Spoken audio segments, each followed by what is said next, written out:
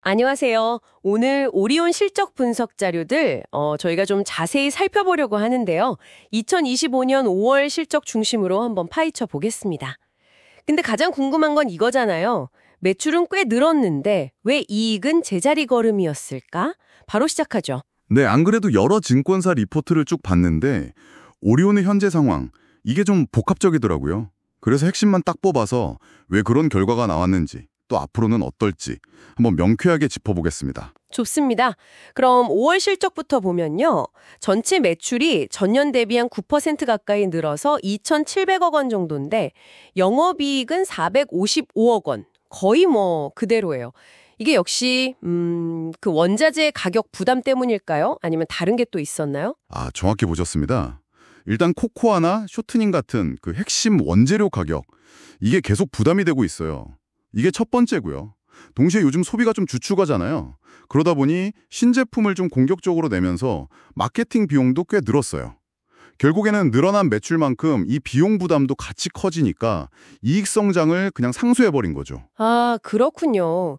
그러니까 성장을 위해서 투자를 하긴 했는데 그만큼 비용 관리가 좀 어려웠다. 이런 상황이네요.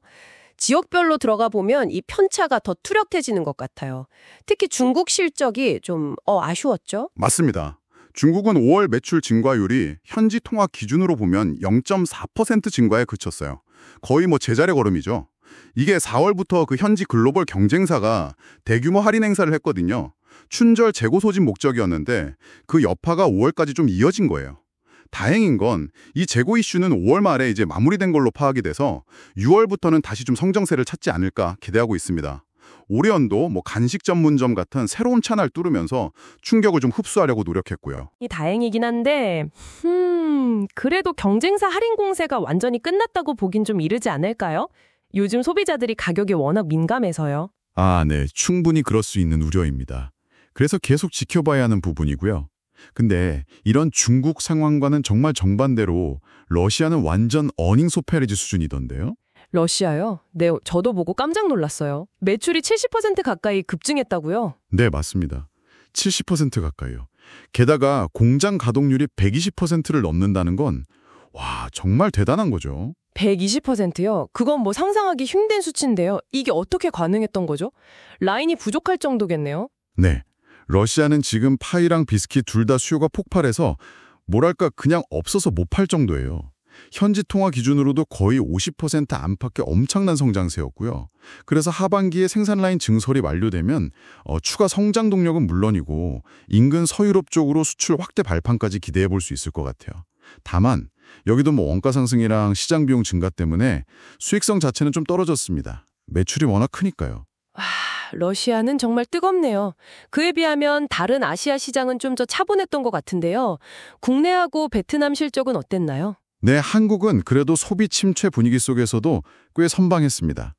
그 여름 한정판 같은 신제품 효과도 있었고 또 미국 수출이 잘 돼서 매출이 한 6.3% 늘었죠. 한국은 선방했군요. 네, 근데 베트남은 상황이 좀 달랐어요.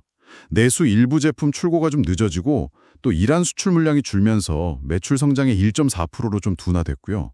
수익성도 좀 원가 부담이랑 가격 경쟁력 위주 제품 판매 영향 때문에 좀 약화됐습니다. 그렇군요. 쭉 들어보니까 결국 오리온의 돌파구는 신제품 공세인 것 같네요.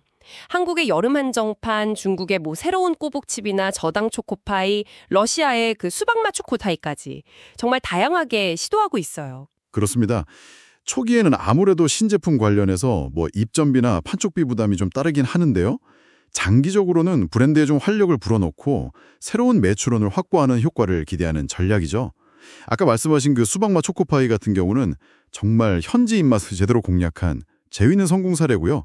결국 이 성장 전략이랑 원가 부담 관리, 이 사이에서 균형을 어떻게 잘 잡아 나가느냐, 이게 핵심 과제라고 볼 수 있습니다. 네, 그런데 여러 증권사 리포트들을 보면 이런 여러 상황에도 불구하고 투자 의견은 대부분 매수, 바이를 유지하고 있네요.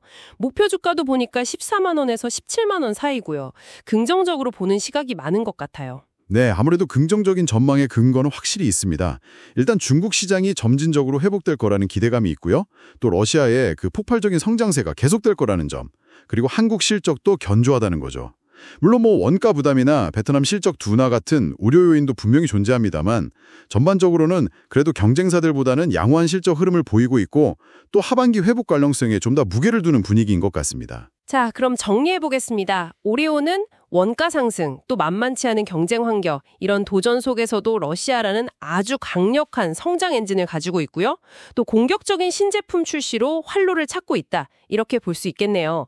지역별 온도차는 있지만 어쨌든 회복에 대한 기대감은 여전히 유효해 보입니다. 혹시 모를 글로벌 경기 둔화 가능성 속에서 과연 얼마나 실질적인 성과로 이어질 수 있을까? 중국 시장 회복과 러시아 증설 효과가 본격화돼 그 하반기에 오리온이 다시 한번 이익 성장의 날개를 펼 수 있을지 이걸 지켜보는 것이 아주 흥미로운 관전 포인트가 될 겁니다.